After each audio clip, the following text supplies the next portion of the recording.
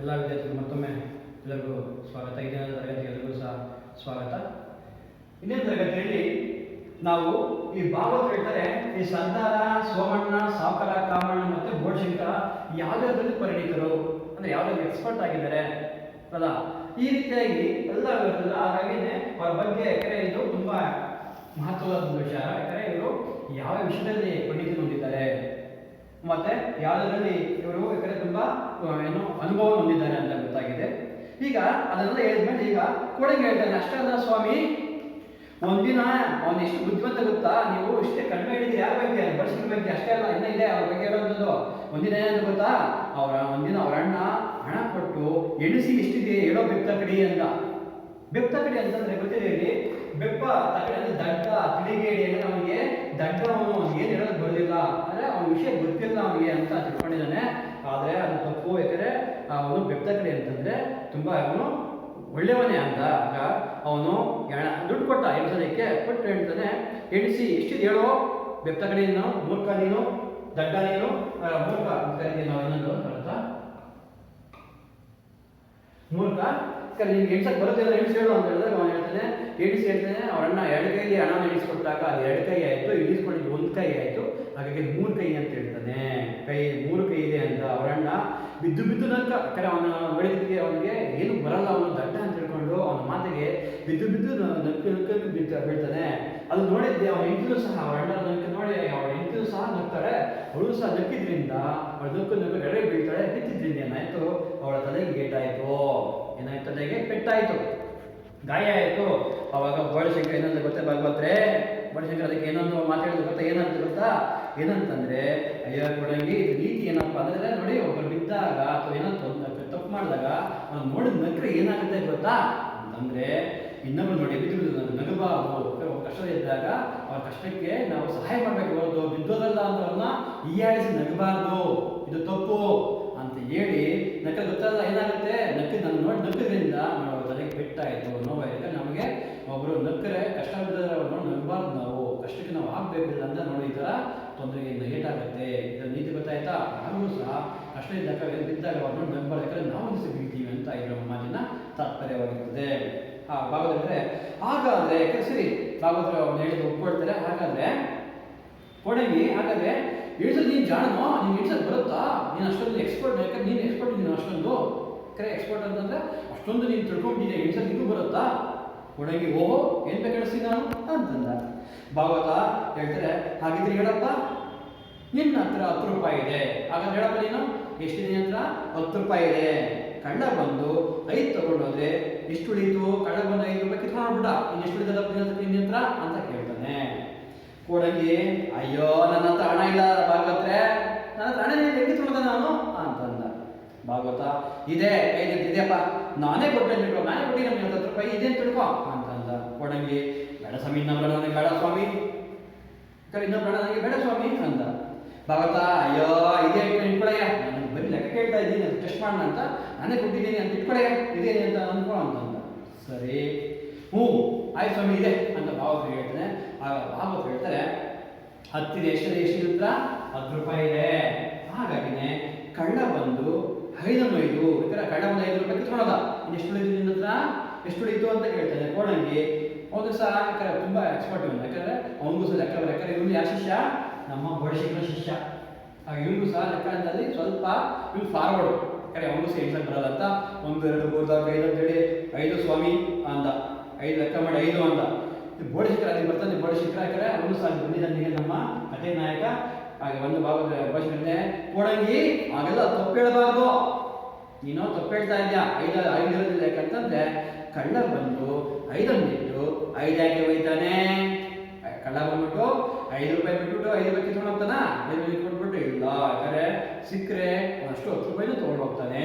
ಆದ್ರಿಂದ ಏನು ಉಳಿಲಿಲ್ಲ ಅನ್ನೋ, ಅಲ್ಲಿ ಏನಿಲ್ಲ, ಅಲ್ಲಿ ಕಿತ್ಕೊಂಡಲ್ಲ, ಏನು ಉಳಿತಾ ಇಲ್ಲ ಅಂದ್ರೆ ನೀನ್ ಲೆಕ್ಕಾಚಾರದಲ್ಲಿ ತಪ್ಪು ಹೇಳ್ತಾ ಇದೆಯಾ, ಸರಿಯಾಗಿ ಹೇಳು ಅಂತ ಕೋಡಂಗಿಗೆ ನಮ್ಮ ಬೋಳಶಂಕರ ಬುದ್ಧಿ ಹೇಳ್ತಾ ಇದ್ದಾನೆ. ಭಾಗವತ ಹೇಳ್ತಾರೆ, ಬಲೆ ಕರೆಕ್ಟಾಗಿ ಆನ್ಸರ್, ಯಾರೇ ನೀನು, ಯಾರೇ ಬೃಹಸ್ಪತಿ, ಆ ಬುದ್ಧಿವಂತ ಬೃಹಸ್ಪತಿ ಅಂದ್ರೆ ನಾವು ಬ್ರಹ್ಮ ಅಂತ ಕರಿತೀವಿ. ಹಾಗಾಗಿ ಅಂತಹ ಬುದ್ಧಿ ಇರುವಂತಹ ತುಂಬಾ ಬುದ್ಧಿವಂತ, ಕರೆಕ್ಟ್ ಹೇಳಿದ ಆನ್ಸರು ಯಾಕಂದ್ರೆ ಅಂತ ಬುದ್ಧಿವಂತ ಯಾರಪ್ಪ ಇವನು, ಬೃಹಸ್ಪತಿ ಯಾರಪ್ಪ ಇವನು ಅಂತ ಹೇಳ್ತಾ ಇದ್ದಾರೆ. ಹಾಗಾಗಿ ಕೊನೆಗೆ ಹೇಳ್ತಾನೆ, ಇವರೇ ನಮ್ಮ ಕಥಾನಾಯಕರು ಸ್ವಾಮಿ, ನೋಡು ಇವರೇ ಯಾರು ನಮ್ಮ ಕಥೆ ನಾಯಕರು. ನಾನು ಅಷ್ಟೊಂದು ಹೇಳ್ತಾ ಇದ್ದಲ್ಲ, ಶಿವಗುರು ನಮ್ಮ ಗೆಳೆಯ ಇದ್ದಾನೆ, ನನ್ನ ಯಜಮಾನ ಇದ್ದಾನೆ ಅಂತ. ಆ ಯಜಮಾನನೇ ಇವನು, ನಮ್ಮ ಕಥೆ ನಾಯಕ ಯಾರು, ಈ ಗೋಳಶಂಕರನೇ ಕಥೆಯ ನಾಯಕ. ಸ್ವಾಮಿ ಹೆಂಗಿದ್ದಾರೆ, ಯಾರೋ ನಮ್ಮ ನಾಯಕ ಹೆಂಗಿದ್ದಾರೆ ಅಂತ ಭಾಗವತ. ಪರವಾಗಿಲ್ಲ ಈಗ ನಾನು ಏನು ಅನ್ಕೊಂಡಿದ್ದೆ, ದಡ್ಡ ಅನ್ಕೊಂಡಿದ್ದೆ, ಇದೆಲ್ಲ ನೋಡಿ ತುಂಬ ಬುದ್ಧಿವಂತ ಇದ್ದಾನೆ, ಪರವಾಗಿಲ್ಲ ಅಂತಂದು. ಕೊಡಂಗಿ ಯಾಕಿಲ್ಲ, ಅದು ಇದೆ ಭಾಗವತರೇ. ನಮ್ಮ ಕಥಾನಾಯಕರು ಎಷ್ಟು ತಿಳ್ಕೊಂಡಿದ್ದಾರೆ ಅಂದ್ರೆ ಅವರ ಜೀವಮಾನವಿಡೀ ಒಂದೇ ಒಂದು ಸಂಶಯ ಬಂದಿಲ್ಲ ಅವರಿಗೆ. ಯಾಕಂದ್ರೆ ಅವ್ರು ಎಷ್ಟು ತಿಳ್ಕೊಂಡಿದ್ರು ಗೊತ್ತಾ, ಅವ್ರು ಇಷ್ಟೆಲ್ಲ ಕೆಲಸ ಮಾಡಿದರೆ ಒಂದೇ ಒಂದು ಸದಸ್ಯ ಅವ್ರ ಜೀವನದಲ್ಲಿ, ಅವ್ರ ಲೈಫಲ್ಲಿ ಒಂದೇ ಒಂದು ಅವನಿಗೆ ಏನು ಅನುಮಾನ ಬಂದಿಲ್ಲ, ಸಂಶಯ ಬಂದಿಲ್ಲ, ಡೌಟ್ ಬಂದಿಲ್ಲ ಅವನಿಗೆ. ಅಷ್ಟೊಂದು ಪರ್ಫೆಕ್ಟ್ ಯಾರು, ಈ ನಮ್ಮ ಬೋಳಶಂಕರ. ಬೋಳಶಂಕರ ಹೇಳ್ತಾನೆ, ಯಾಕಪ್ಪ ಸಂಶಯ ಬರಬೇಕು? ಸರಿ, ಬೋಳಶಂಕರ ಹೇಳ್ತಾನೆ, ಸರಿ ಎಲ್ಲ ಸಂಶಯ ಯಾಕೆ ಬರ್ಬೇಕಪ್ಪ, ಯಾಕೆ ಬರ್ತಾ ಸಂಶಯ? ನೀವು ಓದೋದು ಎಣಿಸೋದು ಯಾವುದಕ್ಕಾಗಿ ಓದ್ತೀರಿ, ಬರೀತೀರಿ, ಯಾವುದಕ್ಕಾಗಿ ಮಾಡೋದು ನೀವು? ಸಮಾಜದಲ್ಲಿ ಚೆನ್ನಾಗಿ ಬದುಕಬೇಕಂತ ತಾನೇ, ಎಲ್ಲರೂ ಚೆನ್ನಾಗಿರ್ಬೇಕಂತ ತಾನೇ ಎಲ್ಲ ಇಷ್ಟೆಲ್ಲ ಮಾಡೋದು. ಸರಿ, ಚೆನ್ನಾಗಿ ಬದುಕಾಗಿ ಚೆನ್ನಾಗಿ ಬದುಕೊಂಡು ಬಿಡಿ, ಅದಕ್ಕೆ ಯಾಕೆ ಸಂಶಯ ಬೇಕಂದ್ರಲ್ಲಿ? ಸಂಶಯ ಬರ್ತದೆ ಹೇಳಿ. ಹೀಗೆ ನೀವು ಮಾತಾಡ್ತೀರಿ, ನಾನೊಂದು ಹಾಡು ಹೇಳ್ತೀನಿ. ಹೀಗೆ ನೀವು ಕರೆ ಮಾತಾಡ್ತೀರಿ, ನಾನೊಂದು ಹಾಡು ಹೇಳ್ತೇನೆ. ಯಾಕಂದ್ರೆ ಒಂದಲ್ಲಿ ಕೆಲಸ ಮಾಡ್ತಾ ಇರ್ಬೇಕಾದ್ರೆ ನಾನು ಹಾಡೋಕೆ ಇರೋಕ್ಕಾಗುತ್ತೆ. ಯಾಕಂದ್ರೆ ನಾನು ಕೆಲಸ ಮಾಡ್ತೀನಿ ಅಂತ ಸಂತೋಷವಾಗಿರ್ತೀನಿ. ನಾವೇ ನಾನು ಹಾಡು ಆಡಲೇಬೇಕು. ನಿಮ್ಮ ಪಾಡಿ ನೀವು ಆಟ ಆಡ್ಕೊಳ್ಳಿ, ನೀವು ಪಾಡಿ ಮಾತಾಡ್ತಾ ಇರಿ, ನನ್ನ ಪಾಡಿ ನಾನು ಹಾಡು ಹೇಳ್ತೀನಿ ಅಂತ ಹಾಡನ್ನ ಸ್ಟಾರ್ಟ್ ಮಾಡ್ತಾನೆ. ಈ ಕಾಡು ನದಿ ಮಣ್ಣು ದೇವರ ಕಾಯ, ಏನಂತ ಹಾಡಲಿ ದೇವರ ಮಾಯ. ಒಳೆಯುವ ನೀರಿನ ಕೆರೆಗಳ ನಗಿಸುತ್ತಾ ಕಿಣವ ಒಳೆಯುವ ಸೂರ್ಯನಿಗೆ ಏನೆನ್ನಲೇ ಶಿವನೇ ಏನೆನ್ನಲೇ. ಚಿಮ್ಮುವ ಹೂವಿನ ಗಮ್ಮನ ವಾಸನೆ ಸಮ್ಮನ ಸಡಗರ ಕೇನೆನ್ನಲೇ. ಸುಡುಗಾಡರೊಳಗಡೆ ಹೂ ಬಿಡುವ ಮುಳ್ಳಿಗೆ ಏನೆಂಬ ಸಂದ ಕರೆಯುವನೇ. ಬದುಕಿನ ಈ ಖುಷಿಗೆ ಕುರುಡಾದ ಮಂದಿಗೆ ಕಿಲುಬಿದ ಬಸಿಗೆ ಏನೆನ್ನಲೇ. ಸೈತಾನನ ಒಕ್ಕಲಾಗಿ ಕೆಟ್ಟ ಆಸೆಗಳ ಬಿತ್ತಿ ನರಗಳ ಬೆಳೆವರೆಗೆ ಏನೆನ್ನಲೇ. ಕಷ್ಟ ಸಾವಿರವರಲ್ಲಿ ದುಃಖ ಸಾವಿರವರಲ್ಲಿ ಈ ಬಂದು ನನಗಿದೆ ಶಿವದೇವರೇ. ಸಾವಿರ ಮುಳ್ಳಲ್ಲಿ ಆದರೂ ಅದರಲ್ಲಿ ಒಂದಾರೆ ಹಳೆದ ಹೂವಿರದೆ ಶಿವನೇ. ಹೇಳ್ತಾನೆ ನಾಡು ಒಂದು ನೀತಿ ಕಥೆ ಹೇಳ್ತಾ ಇದ್ದಾನೆ. ಹೆಂಗಿರ್ಬೇಕು ಅಂತಂದ್ರೆ, ನಾನು ಇರುವಂತಹ ಈ ಕಾಡು ನದಿ ಮಣ್ಣು ಎಲ್ಲ ಸೇರ್ಪಟ್ಟಿದ್ದು, ಇದೆಲ್ಲ ಯಾರ್ದು? ಎಲ್ಲ ದೇವರದು. ಏನಾದ್ರು ದೇವರ ಕಾಯ್ತಾರೆ, ಅದು ದೇವ್ರು ಕೊಟ್ಟಿದ್ದು. ದೇಹ ಅಷ್ಟೇ, ನಾನು ಇದೀನಿ ಅಂತ ದೇವರೇ ಕಾರಣ. ಏನಂತ ಹಾಡಲಿ ದೇವರ ಬೇಕಾದ್ರೆ ಮಣ್ಣು ಕೊಟ್ಟಿದ್ದಾನೆ, ನೀರು ಕೊಟ್ಟಿದ್ದಾನೆ, ಗಾಳಿ ಕೊಟ್ಟಿದ್ದಾನೆ, ನಾನು ಸಹ ಇದ್ದೀನಿ, ನಾನು ಸಹ ಜೀವನ ಕೊಟ್ಟಿದ್ದಾನೆ. ಇದೆಲ್ಲ ಯಾರು ಕಾರಣ ಅಂದ್ರೆ ಆ ದೇವರೇ ಕಾರಣ. ಹಾಗಾಗಿ ಆ ದೇವರ ಮಾಯನ್ನ ಏನಂತ ಹೇಳಿ ನಾನು. ಒಳೆಯುವ ನೀರಿನ ತೆರೆಗಳ ನಗಿಸುತ್ತಾ, ಯಾಕಂದ್ರೆ ನೀರು ಹರಿಬೇಕಾದ್ರೆ ತೆರೆ ಅಲ್ಲೇ ಹೋಗ್ತಾ ಇರ್ಬೇಕಾದ್ರೆ ಆ ಅದೇ ಕಡೆ ಸೂರ್ಯ ಕಿರಣ ಬಿದ್ದಾಗ ನಗಿಸುತ್ತಾ ಕಿರಣ ಹೊಳೆಯುವ ಸೂರ್ಯನಿಗೆ, ಕಿರಣ ಮೇಲೆ ಬಿದ್ದಾಗ ಸೂರ್ಯ ಹೊಳೆಯುವಂತೆ ಮಾಡ್ತಾನೆ. ಅಂತ ಹೊಳೆಯುವ ಸೂರ್ಯ ಕಿರಣಗಳಿಗೆ ಏನನ್ನಲ್ಲೇ ಶಿವನಿಗೆ ಆ ಶಕ್ತಿ ಎಲ್ಲಿಂದ ಬರ್ತದೆ? ಪ್ರತಿ ಕಾಮಿಲ್ಲ ಆಗುತ್ತೆ ಆಕಾಶದಲ್ಲಿ 7 ಬಣ್ಣಕ್ಕೆ ಬರ್ತದೆ. ಆ ಬಣ್ಣಗಳನ್ನು ನಾವು ಯಾರು ಮಾಡೋಕ್ಕಾಗುತ್ತೆ? ಅದಕ್ಕೆಲ್ಲ ಕಾರಣ ಆ ದೇವರು ಇರ್ತಾನೆ. ಅಂತ ರೀತಿಯಾಗಿ ಸೂರ್ಯ ಕಿರಣ ಆ ನೀರಿನ ಮೇಲೆ ಬಿದ್ದಾಗ ಅದು ಚದುರಿ ಹೋಗಿ ಅದು ಕಂಬಿಲ್ಲಾಗುತ್ತೆ. ಅದೇ ರೀತಿಯಾಗಿ ಆ ನೀರಿನ ಕಿರಣ ಬಿದ್ದಾಗ ಆ ಒಂದು ಬೆಳಕು ಕಂಬಿಲ್ಲಾಗಿ ಕೊಡುತ್ತದೆ. ಹಾಗಾಗಿನೇ ಅಂತಹ ದೇವರ ಶಕ್ತಿಯನ್ನು ಎಂತ ಕರೀಲಿ ನಾನು?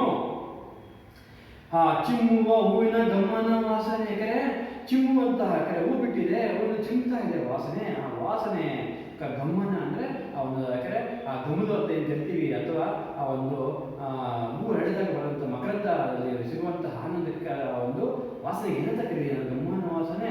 ಸಮ್ಮಾನ ಸರಕ್ಕೆ ಹೂ ಹರಡಬೇಕಾದ್ರೆ ನಗ್ತಾ ಇರ್ತದೆ. ಆ ನಗುವಿಗೆ, ಆ ಹೂ ಹರಡಿರೋ ನಗುವಿಗೆ ನಾನು ಏನಂತ ಕರೀತೀನಿ ನನ್ನ? ಮತ್ತೆ ಸುಡುಗಾಡದೊಳಗಡೆ, ಸುಡುಗಾಡು ಅಂತಂದ್ರೆ ಸ್ಮಶಾನ, ಸುಡುಗಾಡು. ಸುಡುಗಾಡು ಅಂತಂದ್ರೆ ಸ್ಮಶಾನ. ಈ ಸ್ಮಶಾನದಲ್ಲಿ ಸಹ ಹೂ ಬಿಡುವ ಮುಳ್ಳಿಗೆ, ಯಾಕಂದ್ರೆ ಅಲ್ಲಿ ಸಹ ಎಲ್ಲ ಬೇರೆ ಗಿಡಗಳು ಮತ್ತು ಮುಳ್ಳಿ ಗಿಡಗಳು ಇರ್ತವೆ, ಅವು ಸಹ ಹೂ ಬಿಡ್ತದೆ. ಗೊತ್ತಿರ್ಬೇಕು ನಿಮ್ಗೆಲ್ಲ ಸಹ. ಏನಾಗ ಸುಡುಗಾಡ ಬಿಟ್ಟು ಸುಡುಗಾಡು ಬಂದು ಕರಿಬೇಕು, ಅಥವಾ ಹೂವಿಗೆ ಒಂದೊಂದು ಹೂವಿಗೆ ಒಂದು ಹೆಸರಿದೆ. ಹಾಗಾಗಿ ಸುಡುಗಾಡದೇ ಹೂ ಬಿಡ್ತದೆ, ಆ ಹೂ ಸಹ ಹರಡ್ತದೆ. ಆ ಹೂವಿಗೆ ಏನಂತ ಹೆಸರು ಕೊಡಲಿ ನಾನು? ಅದು ಸಹ ಹರಳಿ ಸುವಾಸನೆಯನ್ನ ಬಿಡ್ತದೆ, ಗಮ್ಮಂತ ವಾಸನೆ ಬರ್ತಾಗುತ್ತೆ. ಅದಕ್ಕೆ ನಾನು ಎಂತ ಹೆಸರಿದ್ರಿ? ಯಾಕಂದ್ರೆ ಅದು ಸಹ ಹೂವೇ. ಇಲ್ಲಿ ಹೂ ಬಿಟ್ಟದ್ದು ಹೂ ಆಗಿರ್ತದೆ. ಅಥವಾ ಸುಡುಗಾಡು ಬಿಟ್ಟದ್ದು ಬೇರೆ ಹೂ, ಮನೆ ಹತ್ರ ಬಿಟ್ಟದ್ದು ಬೇರೆ. ಒಂದು ಏನೆಲ್ಲ ಇಲ್ಲಿ ಯಾರಿಗೆ? ನಮ್ಮ ಬೋಳಶಂಕರನಿಗೆ. ಬದುಕಿನ ಈ ಖುಷಿಗೆ ಕರುಡಾದ ಮಂದಿಗೆ, ಯಾಕಂದ್ರೆ ಬದುಕಿನಲ್ಲಿ ಇಷ್ಟೊಂದು ಖುಷಿ ಇದೆ. ಜನ ಕುರುಡಾಗ್ಬಿಟ್ಟಿದ್ದಾರೆ. ಯಾಕಂದರೆ ನಾನು ಅದಿಲ್ಲ ಇದಿಲ್ಲ ಅದು ಬೇಕು ಇದು ಬೇಕು ದುರಾಸೆಗಳು ಜಾಸ್ತಿ ಆಗುತ್ತೆ. ಆ ಕಿಲುಬಿನ ಮನಸ್ಸಲ್ಲಿ ಒಂದು ಸಹ ನೆಮ್ಮದಿ ಇಲ್ಲ ಅವರಿಗೆ. ಕಿಲುಬು ಅಂತ ಗೊತ್ತಿದೆ. ಅದಕ್ಕೆ ನಾವು ಕಬ್ಬಿಣಕ್ಕೆ ಕಿಲುಬು ಬಿಡ್ತಾರೆ ಅಂತ ಹೇಳಿದ್ರೆ ನಾವು ಏನು ಹೇಳ್ತೀವಿ, ಕಬ್ಬಿಣಕ್ಕೆ ರಸ್ಟ್ ಅಂತ ಹಿಡಿತು ಅಂತ ಹೇಳಿದೆ ಅಲ್ಲ, ರಷ್ಟು. ಹಾಗಾಗಿ ಅಂತ ಮನಸ್ಸಲ್ಲಿ ಅವ್ರಿಗೆ ರಸ್ಟ್ ಹಿಡಿದಿದೆ ಮನಸ್ಸಿಗೆ. ನಂಗೆ ಅದಿಲ್ಲ ಇದಿಲ್ಲ ಯಾಕಂದರೆ ಆ ರೀತಿಯಾಗಿ ಅವ್ರಿಗೆ ಮನಸ್ಸಲ್ಲಿ ನೆಮ್ಮದಿನೇ ಇಲ್ಲ ಅಂತ ಮನಸ್ಸಿಗೆ ಏನಂತ ಕರೀತೀನಿ ನಾನು? ಸೈತಾನ ಮಕ್ಕಳಾಗಿ. ಸೈತಾನ ಅಂತಂದರೆ ನಮ್ಮ ಏನು ಪಿಶಾಚಿಗಳ ನಾಯಕ, ದೇವಗಳ ನಾಯಕ ಅವನು. ಹಾಗಾಗಿನೇ ಅವನು ಒಕ್ಕಲಾಗಿರ್ತಾರೆ ಅವರಲ್ಲಿ ಬಿಟ್ಟು ಅವ್ರಿಗೆ ಅನುಮಾನ ಜಾಸ್ತಿ ಬರೋದು, ಅವರಿಗೆ ನೆಮ್ಮದಿ ಇರೋದಿಲ್ಲ. ಹಾಗಾಗಿ ಅಂತಹ ಒಕ್ಕಲಾಗಿ ಅಂದರೆ ಅಂಥ ಗುಂಪಲ್ಲಿ ಒಂದು ವಂಶದಲ್ಲಿ ಹುಟ್ಟಿದಂತಹ ಅವರಿಗೆ ಕೆಟ್ಟ ಆಸೆಗಳಿರುತ್ತೆ. ಅವರಲ್ಲಿ ಒಳ್ಳೆ ಆಸೆ ಇರೋದು, ಅದಕ್ಕೆ ಕೆಟ್ಟ ದುರಾಸೆ ಇರ್ತದೆ. ಆ ದುರಾಸೆ ಬಿಟ್ಟು ಎಲ್ಲರೂ ಸಹ ನರಕಗಳನ್ನ ನರಕದಲ್ಲಿ ಎಲ್ಲರೂ ಸಹ ಅವ್ರಿಗೆ ಕೆಟ್ಟದ್ದು ಮಾಡ್ತಾರೆ. ನಮ್ಗೆ ನೆಮ್ಮದಿಯಾಗಿರೋದು, ಅವರು ಸಹ ನೆಮ್ಮದಿಯಾಗಿರಲ್ಲ. ನೆಮ್ಮದಿಯಾಗಿ ಬಿಡೋದು ಅಂತಹ ಅವರಿಗೆ ನಾನು ಏನಂತ ಕರೀತೀನಿ ನಾನು? ಯಾಕಂದರೆ ಅವರೆಲ್ಲ ಸಹ ತಪ್ಪನ್ನು ಮಾಡ್ತಾನೆ ಇರ್ತಾರೆ, ಒಳ್ಳೆಯದಂತೂ ಮಾಡೋದೇ ಇಲ್ಲ. ಹಾಗಾಗಿ ನಾನು ಅವರೆಲ್ಲ ಏನಂತ ಕರೀತೀನಿ ನಾನು? ಈಗ ಇಷ್ಟೆಲ್ಲ ಆದರೂ ಸಹ ಕಷ್ಟ ಸಾವಿರವಿರಲಿ, ದುಃಖ ಸಾವಿರ ಇರಲಿ. ಯಾಕಂದರೆ ಈ ರೀತಿಯಾಗಿ ದುಃಖ ಸಾವಿರ ಇರಲಿ, ಎಷ್ಟೇ ಕಷ್ಟ ಬರಲಿ, ಎಷ್ಟೇ ದುಃಖ ಆಗಲಿ, ಎಲ್ಲ ಸಹ ನಗರಿಂದ ನಾವು ಸ್ವೀಕಾರ ಮಾಡಬೇಕು. ಹಾಗಾಗಿನೇ ಈ ಬದುಕು ನನಗೆ ಇಷ್ಟ ಬಂದಿದೆ. ಯಾಕಂದರೆ ಈ ಬದುಕು ಈ ರೀತಿ ಕಷ್ಟ ಇದೆ, ಆದರೆ ಆ ಕಷ್ಟದ ಜೀವನ ನನಗೆ ಬೇಕಾಗಿದೆ. ಯಾಕೆ ಕಷ್ಟಪಡಬೇಕಂದ್ರೂ ಸಹ ದುಡಿಬೇಕು. ಹಾಗಾಗಿನೇ ಕಷ್ಟಪಟ್ಟವನ್ನ ಸುಖ ಮಾಡುತ್ತೆ. ಯಾಕಂದರೆ ಕೈ ಕೆಸರ ಬಾಯಿ ಮೊಸರಾಗುತ್ತೆ. ಹಾಗಾಗಿನೇ ಇಲ್ಲಿ ಆಗೋದು ಅಂತ ಬಂದು ನನಗೆ ಇಲ್ಲಿ ಶಿವದೇವರೇ. ಹಾಗಾಗಿನೇ ಸಾವಿರ ಮುಳ್ಳಿಕ್ಕೆ ಸಾವಿರಾರು ಮುಳ್ಳಿರಲಿ, ಎಷ್ಟೋ ಮುಳ್ಳಿರಲಿ, ನನಗೆ ಏನೂ ಸಹ ಬೇಜಾರು. ಯಾಕಂತಂದರೆ ಎಲ್ಲಾದರೂ ಒಂದು ಅಷ್ಟು ಸಾವಿರಾರು ಮುಳ್ಳುಗಳಲ್ಲಿ ಅದರಲ್ಲಿ ಒಂದಾರದ ಊರಲ್ಲಿ ಶಿವನೇ. ಯಾಕಂದರೆ ಅದರಲ್ಲಿ ಒಂದು ಊರಿದ್ರೆ ಸಾಕು, ಅದರಲ್ಲೇ ನಾನು ಆನಂದ ಪಡ್ಕೊಳ್ತೀನಿ, ನನಗೆ ಸಾರ್ಥಕವಾಗುತ್ತೆ. ಯಾಕಂದರೆ ನನ್ನ ಜೀವನವನ್ನು ಪಾವನ ಮಾಡ್ಕೊಳ್ತೀನಿ. ಯಾಕಂದರೆ ಆ ಹೂವು ನನಗೇನಾಗುತ್ತೆ, ಸ್ವರ್ಗದಾಗಿರ್ತದೆ. ಆ ರೀತಿಯಾಗಿ ನಾನು ಇಂಥ ಒಂದು ಜೀವನವನ್ನು ನಡೆಸೋಕ್ಕೆ ಇಷ್ಟಪಡ್ತೀನಿ. ಯಾಕಂದರೆ ನನಗೆ ಸುಖನೇ ಬೇಕಾಗುತ್ತೆ. ಕಷ್ಟಪಡಬೇಕು, ಕಷ್ಟಪಟ್ಟಾಗ ಮಾತ್ರ ಅದು ಸ್ವಲ್ಪ ಪ್ರತಿಫಲ ಸಿಗುತ್ತದೆ. ಹಾಗಾಗಿನೇ ಇಲ್ಲಿ ನಮ್ಮ ಗೋಶಿಖರ ಹೇಳ್ತಾ ಇದ್ದೀನಿ, ಇಲ್ಲಿ ನಮ್ಮ ಹಳ್ಳಿಯ ಒಂದು ಏನು ಪರಿಸರಕ್ಕೆ ತಕ್ಕ ಹಾಗೆ ಹಳ್ಳಿಯಲ್ಲಿ ಹೇಗೆ ಯಾರು ಬದುಕಬೇಕು, ಹೇಗಿರಬೇಕು ಅನ್ನೋದನ್ನ ಇಲ್ಲಿ ಹೇಳ್ತಾ ಹೋಗ್ತಾ ಇದ್ದಾರೆ. ಹಾಗಾಗಿನೇ ಈ ರೀತಿಯಾಗಿ ಈ ಹಾಡು ಆಡ್ತಾ ಇರ್ತಾನೆ. ಯಾರು ಗೋಶಿಖರ ಇಷ್ಟೆಲ್ಲ ಆಡ್ಕೊಂಡು ಅವ್ನು ಬಾಡಿ ಒಂದು ಕೆಲಸ ಮಾಡ್ತಾ ಇದ್ದಾನೆ. ಆಗ ಅಲ್ಲಿಗೆ ಯಾಕಂದರೆ ಆ ಹೊಲದಲ್ಲಿ ಕೆಲಸ ಮಾಡ್ತಾ ಉಳ್ತಾ ಇರಬೇಕಾದ್ರೆ ಅಲ್ಲಿಗೆ ಸರ್ದಾರ ಸೋಮಣ್ಣ, ಅವ್ರ ದೊಡ್ಡಣ್ಣ, ಮತ್ತು ಸಾವುಕಾರ ಕಾಮಣ್ಣ, ಅವ್ರ ಎರಡನೇ ಅಣ್ಣ, ಮತ್ತು ತಮ್ಮ ಹೆಂಡತಿರ ಜೊತೆ ಯಾಕಂದರೆ ಇವರು ತಮ್ಮ ಹೆಂಡತಿರ ಒಡೆದಿರ ಜೊತೆ ಆ ಹೊಲಕ್ಕೆ ಬರ್ತಾ ಇದ್ದಾರೆ ಕೆಲಸ ಮಾಡೋದಕ್ಕೆ. ಅದು ಹೊಲ ಕೆಲಸ ಮಾಡ್ತಾ ಇದ್ದಾರೆ. ಬೋಳಶೇಖರದ ಸಂತೋಷ ಅವರಲ್ಲಿ, ಬೋಳಶೇಖರ ಸಂತೋಷವಾಗಿ ಆನಂದವಾಗಿ ಯಾಕಂದರೆ ಅವನು ಆ ಕೆಲಸ ಮಾಡ್ತಾ ಇದ್ದಾನೆ. ಆದರೆ ಅವರಲ್ಲಿ ಒತ್ತಾಯಪೂರ್ವಕವಾಗಿ ಮನಸ್ಸಿಲ್ಲದೆ ಮನಸ್ಸಿಂದ ಬಂದು ಕೆಲಸ ಮಾಡೋದಕ್ಕೆ ಕಾಣ್ತಾ ಇತ್ತು. ಅವರು ಒತ್ತಾಯ ಕೆಲಸ ಮಾಡೋದಕ್ಕೆ ಕಾಣುತ್ತಾರೆ. ಯಾಕಂದರೆ ಅವರು ಈ ಹಾಡು ಮುಗಿದಾಗ ಈ ಹಾಡು ಇಷ್ಟೆಲ್ಲ ಆಗ್ತಾ ಇರಬೇಕಾದ್ರೆ ಸನ್ನಿವೇಶ ಆಗುತ್ತೆ. ಆ ಸನ್ನಿವೇಶದ ಮುಂದೆ ಏನಾಗುತ್ತೆ, ಯಾಕಂದರೆ ಇಲ್ಲಿಂದ ಆಚೆ ಹೇಳ್ತಾ ಇದ್ದೀನಿ, ಇದು ಸಸ್ಪೆನ್ಸ್. ಏನಂತಂದರೆ ಇಲ್ಲಿಂದ ಆಚೆ ಆ ಪಿಶಾಚಿಗಳು ಏನಿದೆಯಲ್ಲ, ಈ ಸೈತಾನನ ಒಕ್ಕಲಾಗಿರುವಂಥ ಪಿಶಾಚಿ 1, 2, 3 ಅವಳು ಬಂದು ಹೇಗೆ ಈ ಅಣ್ಣ ತಮ್ಮಂದರ ಮೇಲೆ ಹೇಗೆ ಪ್ರಭಾವ ಬೀರ್ತವೆ, ಅವುಗಳನ್ನು ಹೇಗೆ ಆವರಿಸ್ಕೊಳ್ತವೆ, ಇದನ್ನೆಲ್ಲ ಸಹ ಮುಂದೆ ಏನಾಗುತ್ತೆ ಅನ್ನೋದು ಮುಂದಿನ ತರಗತಿಯಲ್ಲಿ ನಾವು ನೋಡೋಣ. ಹಾಗಾಗಿ ಇವತ್ತಿಗೆ ಇಷ್ಟು ವಿಷಯ ಸಾಕು. ಧನ್ಯವಾದಗಳು.